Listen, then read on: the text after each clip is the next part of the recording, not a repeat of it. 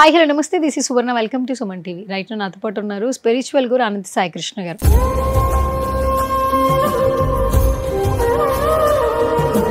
అనంత సాయి కృష్ణ గారు, 41:1 money manifestation law of attraction లో ఏం చెప్తుంది? 41:1 అంటే 41 డేస్ అండి. 1 అనేది ప్రతిరోజు మనం ఏం చేస్తున్నాం అనేది మనకి తెలియాలి.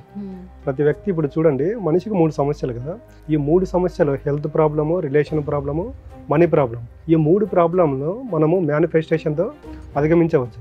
లా ఆఫ్ అట్రాక్షన్ అంటే ఏంటంటే మనం ఏది కోరుకుంటే అది యూనివర్స్ ద్వారా మనకు వస్తుంది. బట్ మనిషి ఏం చేయాలంటే ఏ సమయంలో మేనిఫెస్టేషన్ చేయాలనేది తెలుసుకోవాలి, ఏ విధంగా చేయాలనేది కూడా తెలుసుకోవాలండి. చూడండి, మనము ఎన్ని సంవత్సరాల నుండి బాధలు, కష్టాలు, నష్టాలు ఇవన్నీ అనుభవించి వస్తున్నాము. మనిషి ఇక్కడ తెలుసుకోవాల్సింది ఏంటంటే, ఒకటి పొందాలనుకున్నప్పుడు కొన్ని వదులుకోవడానికి సిద్ధంగా ఉండాలి. ఆ వదులుకున్నవి ఏంటంటే మనలో ఉన్నటువంటి ఈ నెగిటివ్ ఏదైతే ఉందో దాన్ని వదిలిపెట్టుకోవాలి.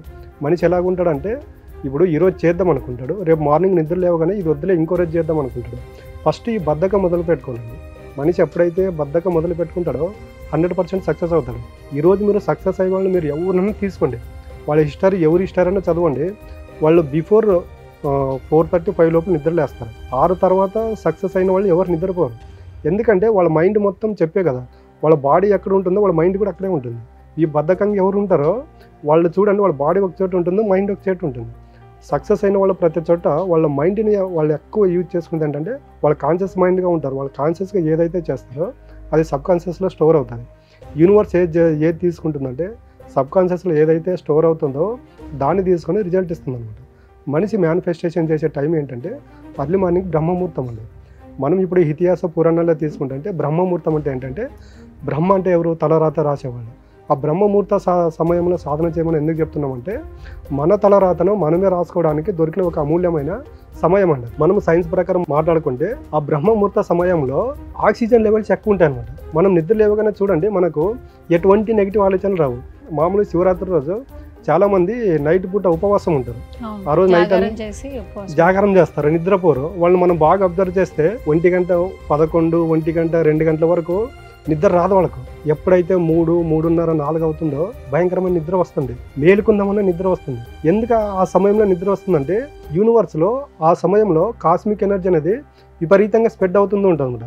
ఆ విపరీతంగా స్ప్రెడ్ అయినప్పుడు ఏమవుతుందంటే మనిషి ఆ బ్రహ్మముహూర్త సమయంలో 0 థాట్స్ లెవెల్లో ఉంటాడు. 0 థాట్స్ లెవెల్లో ఎప్పుడైతే ఉంటాడో ఆ కాస్మిక్ ఎనర్జీని ఎక్కువగా రిసీవ్ చేసుకోవడానికి అవకాశం ఉంటుంది.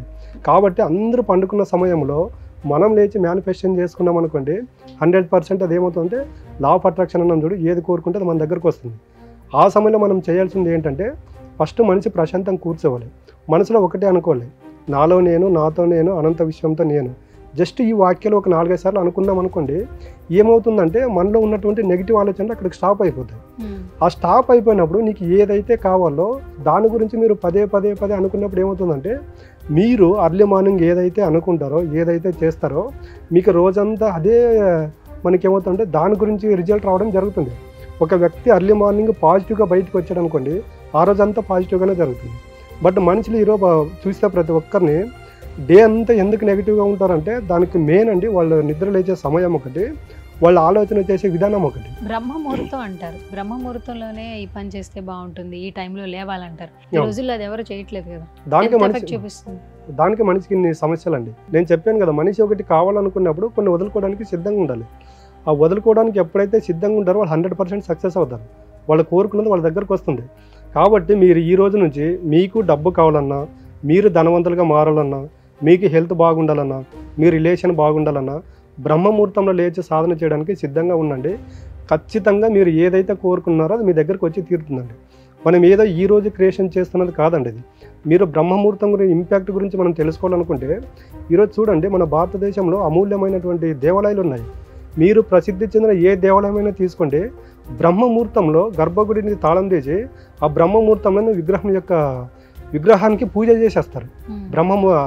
ఆ విగ్రహాన్ని కడిగి అభిషేకం చేస్తారు. అంటే ఇక్కడ చూడండి, మనకు ఇప్పుడు మనం బ్రహ్మముహూర్తం గురించి మాట్లాడుకుంటున్నాము. ఇతిహాస పురాణాల్లో బ్రహ్మముహూర్తం యొక్క ప్రత్యేకత ప్రతి చోట ఉంది, మనం గుర్తించట్లేదండి.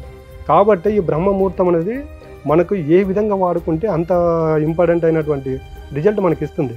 కాబట్టి మనిషి బ్రహ్మముహూర్తంలో లేచి ఈ మేనిఫెస్టేషన్ చేస్తే 100% రిజల్ట్ ఉంటుంది. క్లాసెస్ గురించి మోర్ ఇన్ఫర్మేషన్ కావాలి అనుకుంటే మిమ్మల్ని ఎలా అప్రోచ్ అవ్వాలి? రోలింగ్లో మా కాంటాక్ట్ నెంబర్స్ ఉంటాయంటే వాటికి కాల్ చేస్తే మా స్టాఫ్ అనేది అవైలబుల్లో వస్తారు. ఎవరికి ఏ ప్రాబ్లం ఉంటుందో వాళ్ళు ఆ క్లాస్కి రావచ్చు.